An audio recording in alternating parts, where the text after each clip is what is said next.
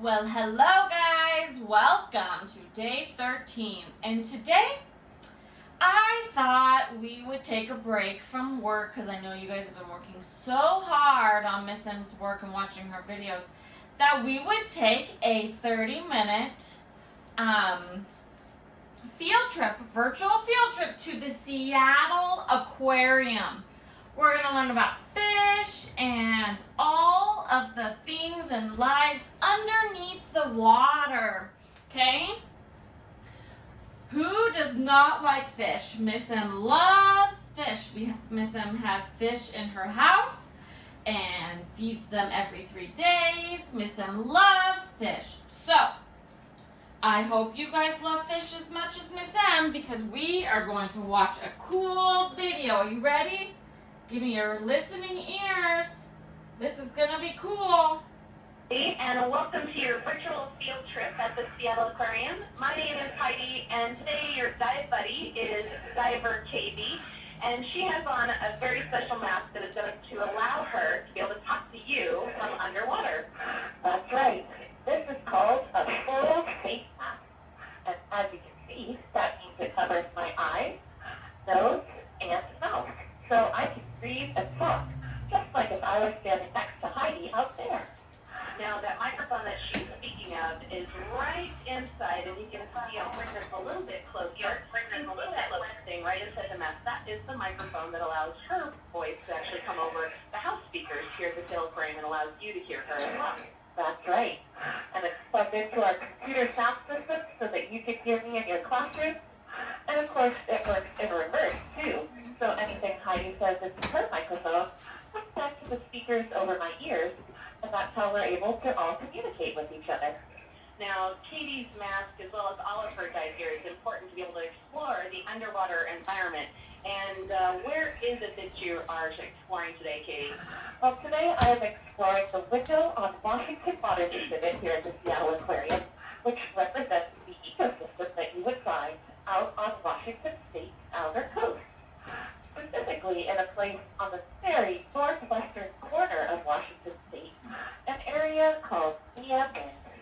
Now, Neah Bay, of course, is in Washington State, but you guys are not in Washington State. Washington State, excuse me. So how about we check in with everybody, make sure everyone can hear us all right. We'll start with Ace Academy. Why don't you guys give us a big wave and a hello?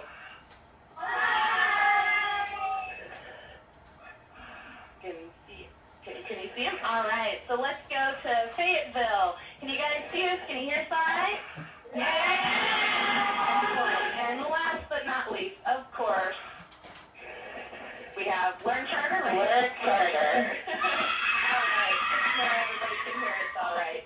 So the Neah Bay habitat that you're looking at here, this is an ecosystem, and an ecosystem is, of course, a living and non-living things that are all working together, from the animals that you'll see in this exhibit to the rocky cliffs that are right behind us. And that even includes the water. All of the water in this exhibit is being pumped in from Puget Sound.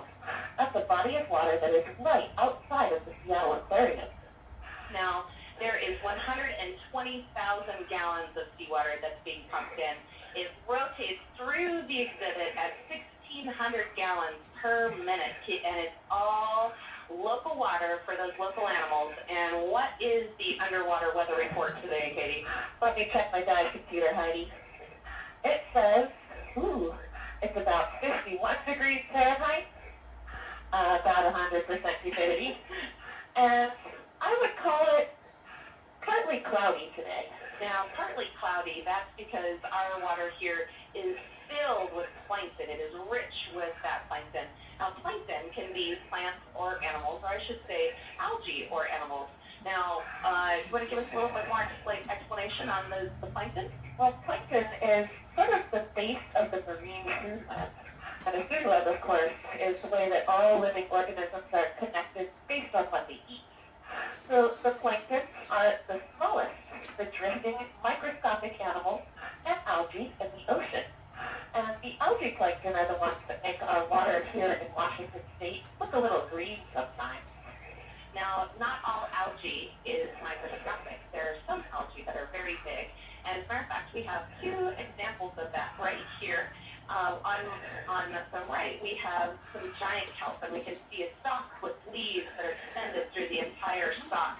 And a lot of animals will hide amongst those leaves. And some great examples of that are this fish that's coming into view right here. This is one of our canary rockfish, that orange with the white stripe.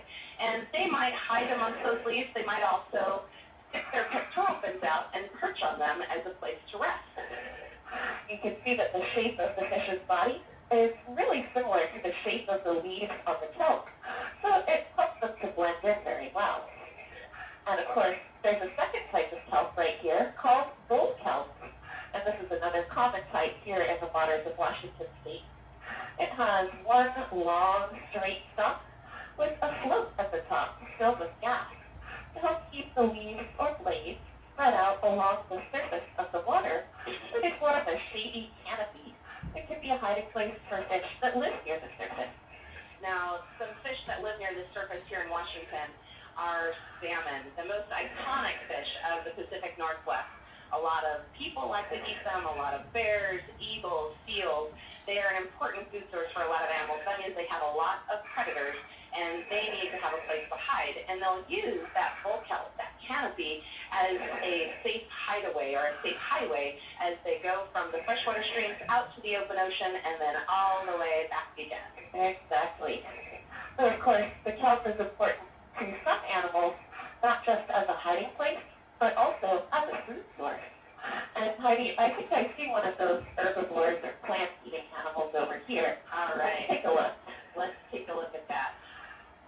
Okay. Now, what kind of animal is this, Katie? This is called a sea urchin. And sea urchins have 5 little teeth on the underside of their body that they use to eat their favorite food, which is kelp. In fact, when you have enough sea urchins in one place and not enough predators to keep them in check, they can mow down an entire kelp forest. Now, the spines that you see all over their body, the spines, they use them much like we might use our fingers or chopsticks to be able to grab onto food.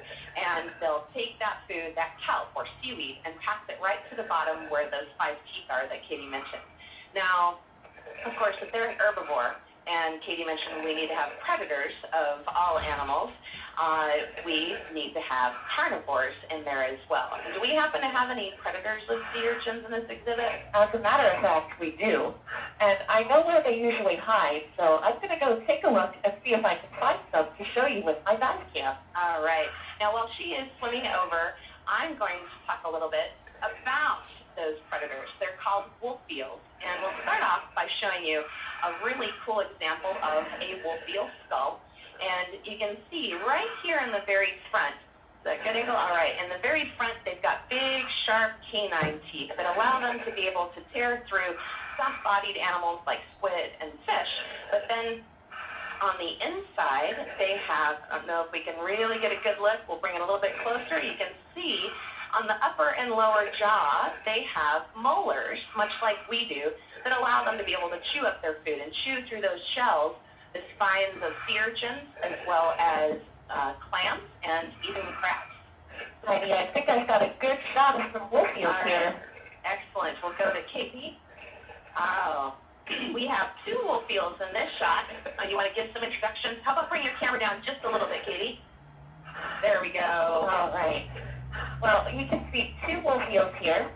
And the larger of the 2, with the lighter colored head and the kind of squishy, wiggly-looking lips, is the male. And the smaller, with the darker coloration, is the female. And these 2 are a mated pair sharing a den.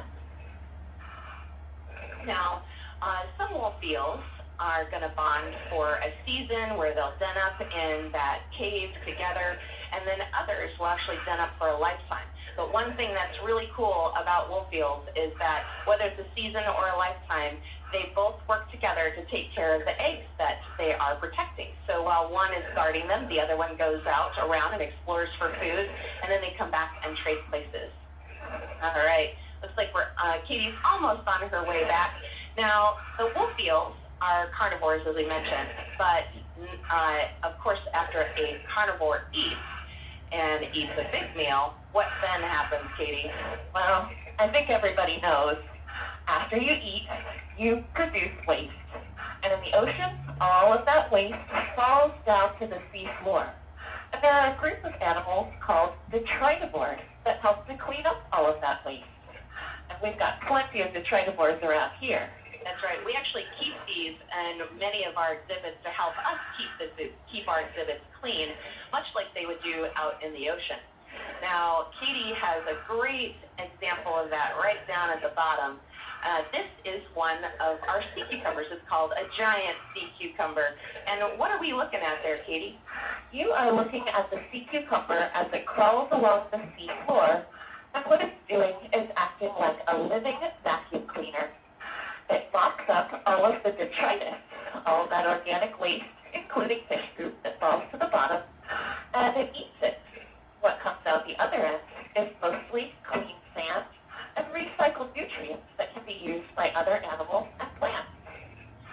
Now, as I mentioned, they're helping us to keep our exhibits clean, just like they would out in the wild. And their job is very important to keep this entire ecosystem clean, keeping their home clean. And because we are connected to the ocean as well, we also have an important job in taking care of that and keeping it clean, much like any habitat that we're around. Now, Katie, what's one of your favorite things that you like to do when to keep the ocean clean? Well, Heidi, I don't really like to eat detritus like the sea cucumber. So instead, I try to pick up trash when I see it, and also to put my trash in the right container, whether that's the garbage can or the recycle bin or the compost container. That's right. All of those things are very important, making sure that litter doesn't make its way to the ground to begin with. But when we do find it, we can clean it up. You can organize little cleanup sessions around your schools, around your house, your apartment building. And another important thing is just to tell your friends about it, invite them to help out so you can keep your whole ecosystem clean as well. Exactly. We're all connected to the ocean, and we can all lend a helping hand. Absolutely. So, Katie, thank you so much for hanging out with us. I think we've got time to take some questions from the students. If we are ready to go. Okay, sounds good to me. There we go. How about we start with Ace Charter? Do you guys have any questions?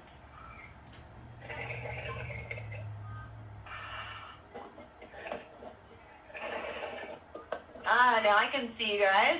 Everybody wave hi. There you are. We are pardoned for technical difficulties for just a moment.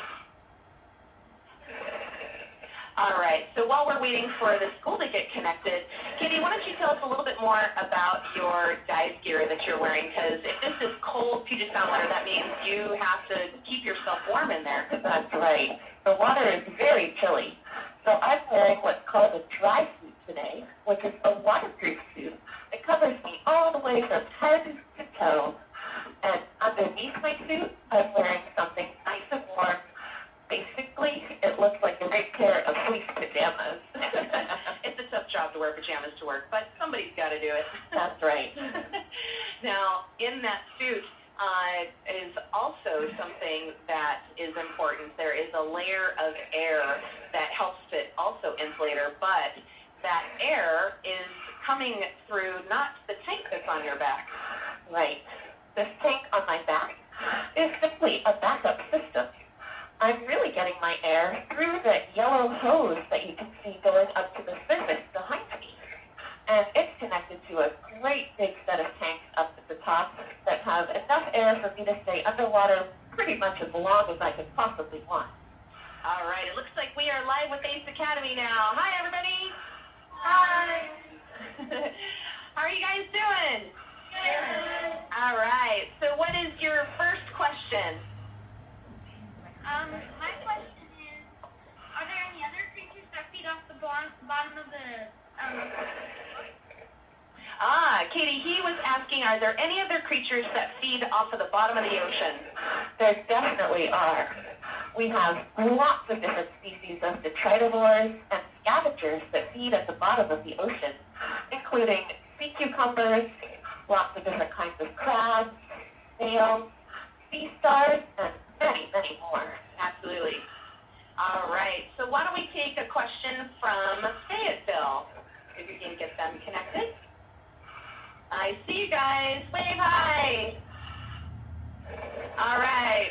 that energy. We can't hear you just yet. So give it. There we go. All right. What's your question, Fayetteville? Hello, my name is Madison Howell. My question is, what happens to the ecosystem if there is an overpopulation of species? What happens to the ecosystem if there is an overpopulation of sea urchins? Well, in the case of the sea urchins, when there are too many, they tend to eat all of the kelp. And if there isn't any kelp around, then there isn't a home or hiding place for all of these other animals. That's why it's so important to have a healthy balance of predators and prey in any type of ecosystem. Now, there are other animals that eat kelp, and a great example of that is the kelp crab that can also be found here in our Washington waters that would also benefit from that. All right, we'll take another question from Learn Charter. Are you guys up? Okay, give me a big wave, Learn Charter. All right. Now we're waiting just a moment for you to your mics to turn on. There we go. All right, what is your first question? Okay, I'm going to have you repeat it one more time, and I'll have you speak up a little bit. What makes you work in an aquarium? What makes us work in an aquarium? All right, so we'll start with Katie. What was the reason that brought you to want to work in an aquarium? You know, I have always loved the ocean ever since I was really little. And I wanted to be a scuba diver since I was really little too. But I had to wait until I was 14. And then after I learned how to scuba dive, I thought it would be so cool to be able to explore the ocean and learn about these cool animals and help teach everyone else. So that's why I decided I wanted to work in an aquarium. Now, for myself, I grew up in the environment. My dad was a scuba diver, and he also worked at a zoo and aquarium in Tacoma, Washington. So I grew up in this environment. It was more of a natural process for me. I just grew up and wanting to have some sort of involvement in it. And how can you not love all of these amazing animals in this beautiful environment that they live in? All right, do we have time for some more questions? Excellent. All right, so let's go back to ACE Academy. What's your second question? There you are. How many wolf seals do you have in your aquarium? All right, how many wolf eels do we have in our aquarium? In this window on Washington Waters exhibit, we have 4 wolf eels. We have 2 males and a female, and one that is a juvenile, a young wolf eel. And we're still waiting to see whether it's a male or a female, because it's very hard to tell when they're so young. That's right. Now, as they grow older, as the male grows older, that's when they get those big, jowly, squishy lips and a very large forehead. It makes it a lot easier to be able to tell. Now, we do have wolf eels in other exhibits. We have, I believe, 5 in our underwater dome and a juvenile in another exhibit. So looks like we've probably got between 8 and 10 total. Sounds about right. They're a very cool animal that we have right here in our local waters in Washington State. And I think we're pretty lucky to have so many here at our aquarium, too. Absolutely. A lot of scuba divers love to have encounters with them. They often consider them to be puppy dogs of the ocean, even though they have those great big teeth. All right, let's go take a question from Fayetteville. All right, there you are. Hi, Fayetteville. Hello, my name is Amara Majestu, and my question is, how many different endangered species are there, and are there any that can hurt you? So he wants to know, are there any dangerous species of animals? Well, we can talk about the aquarium first and maybe mention something that might be out in the wild as well. Actually, I think it could be found in both places. Sorry, was that dangerous or endangered? I believe it was dangerous, right? Dangerous animals. Dangerous? Okay. Dangerous, yes. Okay. Well, there are some animals in here that definitely have the ability to defend themselves if they feel threatened. But there are no animals in here that I would think of as aggressive or that I'm really scared of. But some fish, like the rockfish, have spines on their dorsal fin on their back that are very sharp and have a little bit of venom in them, and that helps to protect the fish from predators. But it could also injure my hand if I got a little bit too close and touched that spine. That's right. Now, here at the Seattle Aquarium, we have one species of shark, and it's called the Pacific spiny dogfish. However, that is not the fish that our divers are afraid of, and I shouldn't even use the term afraid. It's more that they're waiting to be ran into by one of our very fast swimming salmon as they're doing broadcast feedings, and those salmon are just swimming straight to that food and sometimes run into the divers in the process. They get so distracted by the food that they're not paying attention to anything else. That's why it's important for me to stay out of their way, so they don't bump into me by mistake. All right, let's take a question from Learn Charter. Hi, everybody.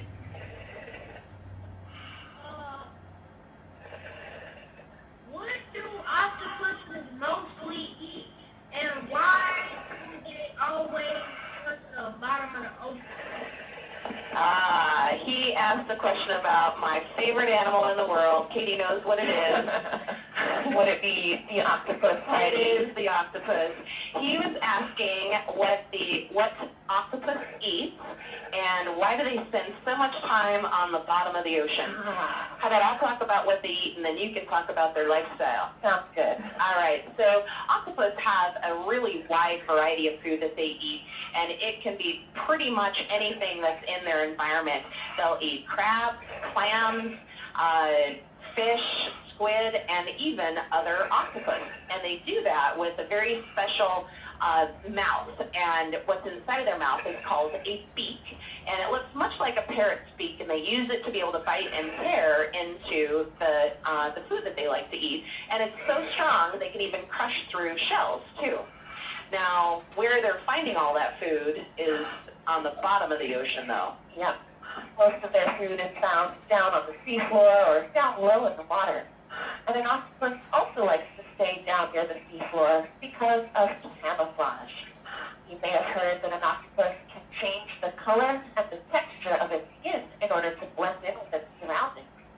And staying down on the seafloor where there are lots of rocks and gravel and seaweed to blend in with helps them to hide. They also like to hide inside of a den, which is usually a cave or a crevice in the rocks or under a pile of sunken logs. There are lots of places they might like to hide, usually right down at the bottom. All right, excellent questions. All right, we still have time for more questions, so how about we go back to ACE Academy? How many fish do you have in your aquarium? How many fish do we have in our aquarium? Okay, hold on just a minute, guys. 1, 2, 3, 4, 5, 6, 7. Wait, Heidi, did I already count that one? Yeah, I think you did. Oh, darn. Okay, I'm going to give you my best guess. Is that okay? I hope so. Probably in this exhibit, I would say around 500 fish, give or take a few. It's a little bit hard to know for sure because they just don't hold still while we count them.